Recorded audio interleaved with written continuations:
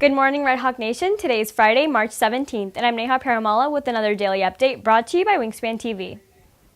National Art Honor Society has its first ever art gallery tonight. WTV's Victoria Gong has more. National Art Honor Society is hosting their first ever student art gallery on campus. The art show will feature work from students in NAHS, but everyone is welcome to come. The show will feature artwork from a wide variety of mediums, including pastels, paints, charcoal, and graphite. The show will also feature works of photography and digital media. Students will also be able to put their work for sale as a way to gain professional experience in the art career field. One of the rules of National Art Honor Society is to promote art within the school, and we thought this would be a really good way to get the art out and more visible, and to also make it a fun event. So we've had a lot of participation. We're going to have some wonderful art out. I'm very excited about it. The show will be held tonight at 5 to 7 p.m. on campus. Entry tickets are $5. Reporting for WTV, I'm Victoria Gong. There will be some changes to next year's bell schedule. WTV's Melody Akbari has more.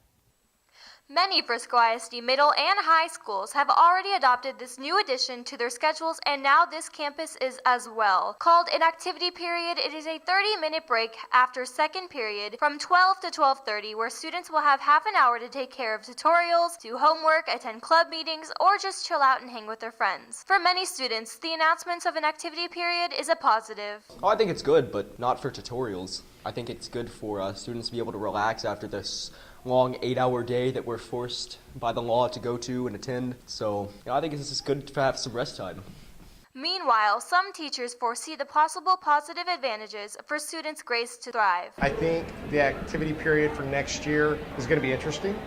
I think it can be a positive if people use it correctly.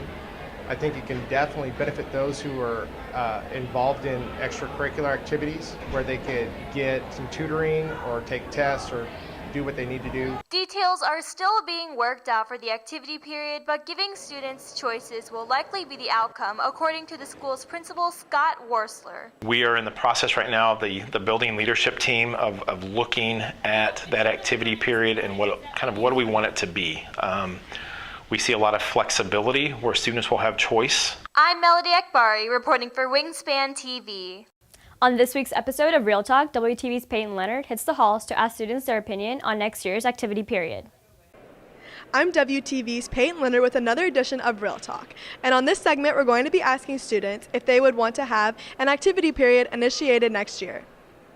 Of course I want to have a 25-minute activity period next year, because this is where I'll be relaxed, do my homework, and if my homework's done, then I would feel like I can do whatever I want now.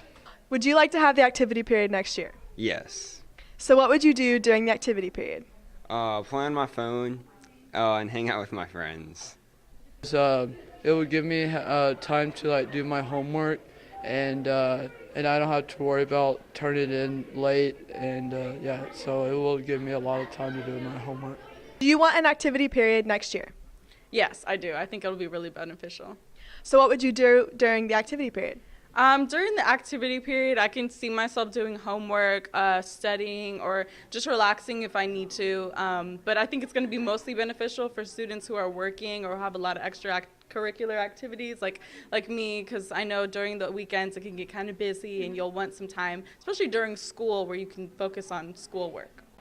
That's it for today's edition of Real Talk. This has been WTV's Peyton Leonard. If you're looking for more from Wingspan, you can follow us at Liberty Wingspan on Twitter, Instagram, and Facebook, and visit our award-winning website, libertywingspan.com. Please stay tuned for today's announcements. NAHS is hosting their first ever student art gallery tonight from 5 p.m. to 7 p.m. Girls soccer plays Reedy at Reedy tonight at 7:15. Boys soccer plays Reedy at home tonight at 7:30. Baseball plays Centennial at Centennial tonight at 7:30. The cornhole tournament is tomorrow at 12 in the field house. Admission fee is $5 per person and $10 per team.